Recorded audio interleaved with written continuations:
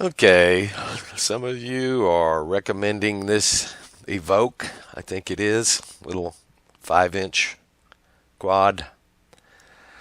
This is my shopping cart at iFlight right now.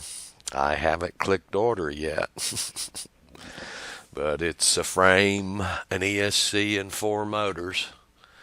I'll get the rest of the parts elsewhere. I've already got the flight controller here. I think it will be small enough front to back to put a walk snail on. Probably another Crossfire Nano receiver. I would love to fly a Dragon Link on it so I'd get full telemetry for a long distance, but I don't think this really is a long distance at all type platform. I think it's like 8 minutes of flight time. We'll see what I can do with it if and when I buy it.